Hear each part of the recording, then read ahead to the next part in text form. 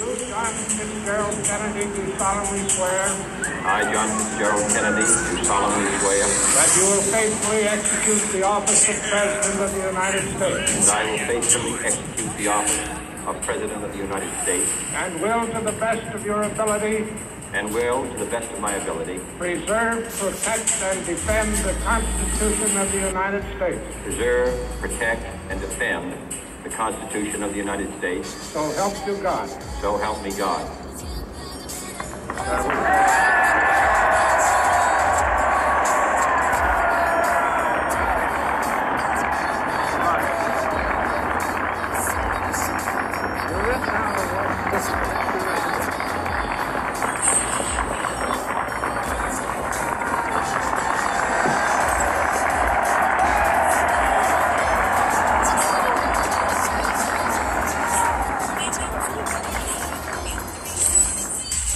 Vice President Johnson, Mr. Speaker, Mr. Chief Justice, President Eisenhower, Vice President Nixon, President Truman, Reverend clergy, fellow citizens. We observe today not a victory of party, but a celebration of freedom, symbolizing an end as well as a beginning, signifying renewal as well as change.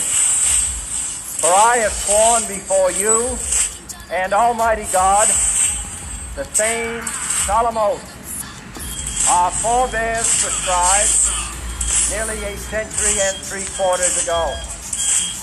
The world is very different now, for man holds in his mortal hand the power to abolish all forms of human poverty and all forms of human life. And yet the same revolutionary beliefs for which our forebears fought are still at issue around the globe. The belief that the rights of man come not from the generosity of the state, but from the hand of God. We dare not forget today that we are the heirs of that first revolution.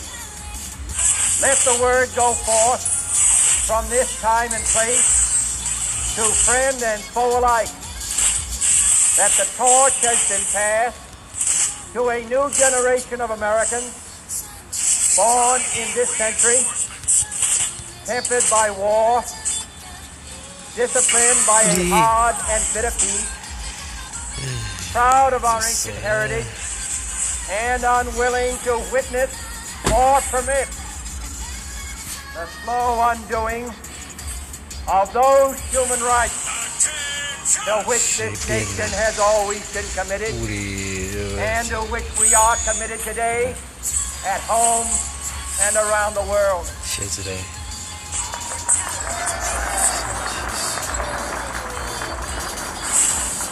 Let every nation know, whether it wishes us well or ill, that we shall pay any price, bear any burden, meet any hardship, support any friend, oppose any foe, to assure the survival and the success of liberty.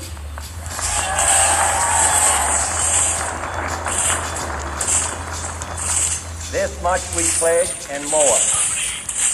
To those old allies whose cultural and spiritual origins we share, we pledge the loyalty of faithful friends. United, there is little we cannot do in a host of cooperative ventures. Divided, there is little we can do, for we dare not meet a powerful challenge at odds and split asunder. To those new states whom we welcome to the ranks of the free, we pledge our word that one form of colonial control shall not have passed away, merely to be replaced by a far more iron tyranny. We shall not always expect to find them supporting our view, but we shall always hope to find them strongly supporting their own freedom, and to remember that in the past, those who foolishly sought power by riding the back of the tiger ended up inside. 快跑啊！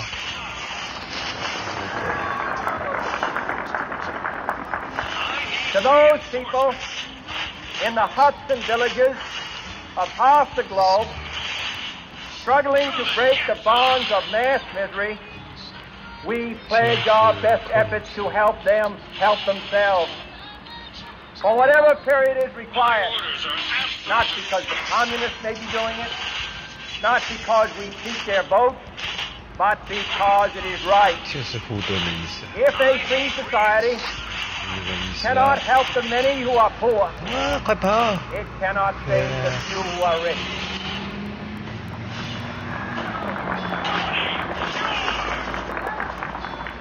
To our sister republics south of our border, we offer a special pledge to convert our good words into good deeds. In a new alliance for progress, to assist free men and free governments in casting off the chains of poverty. But this peaceful revolution of hope cannot become the prey of hostile powers. Let all our neighbors know that we shall join with them to oppose aggression or subversion anywhere in the Americas.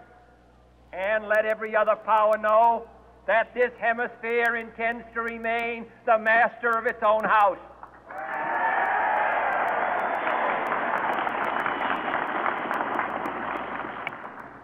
To that World Assembly of Sovereign States, the United Nations, our last best hope, in an age where the instruments of war have far outpaced the instruments of peace, we renew our pledge of support to prevent it from becoming merely a forum for invective, to strengthen its shield of the new and the weak, and to enlarge the area in which its writ may run.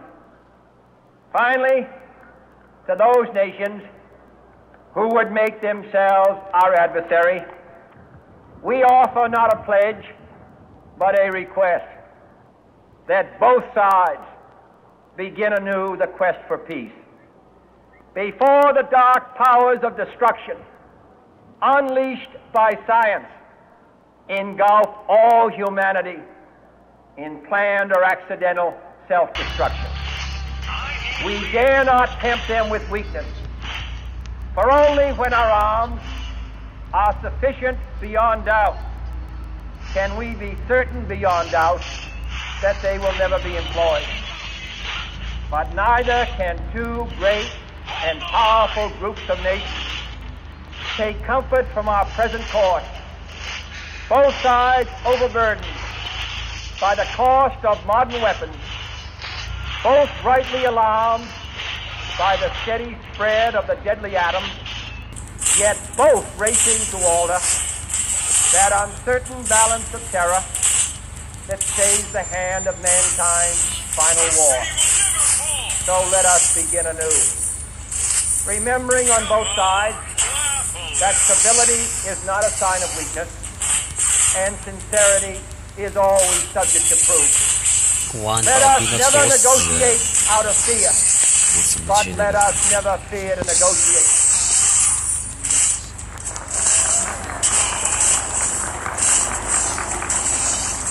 Let both sides explore what problems unite us, instead of belaboring those problems which divide us. Let both sides, for the first time, formulate serious and precise proposals for the inspection and control of arms, and bring the absolute power to destroy other nations under the absolute control of all nations.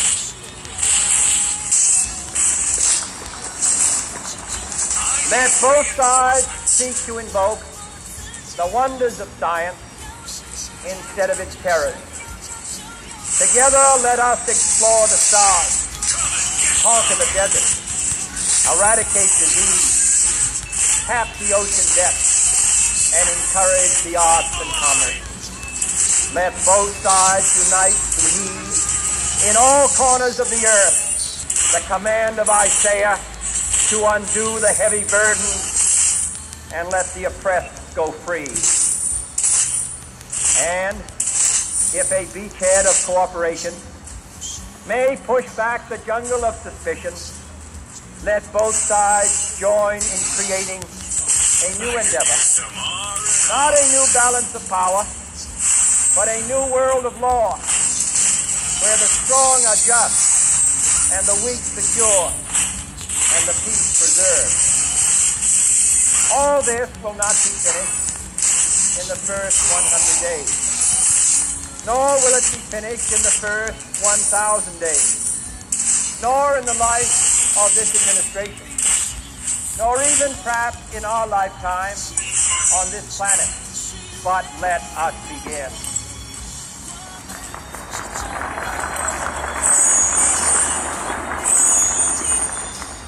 In your hands, my fellow citizens, more than mine, will rest the final success or failure of our cause. Since this country was founded, each generation of Americans has been summoned to give testimony to its national loyalty. The graves of young Americans who answered the call to service surround the globe. Now the trumpet summons us again, not as a call to bear arms, though arms we need, not as a call to battle, though in battle we are, but a call to bear the burden of a long twilight struggle, year in and year out, rejoicing in hope, patient in tribulation, a struggle against the common enemies of man, tyranny, poverty, disease, and war itself. Can we forge against these enemies a grand and global alliance, north and south, east and west, that can assure a more fruitful life for all mankind? Will you join in that historic effort?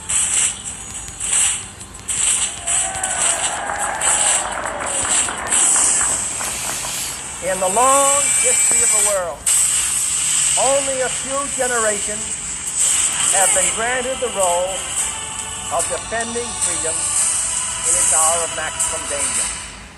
I do not shrink from this responsibility. I welcome it.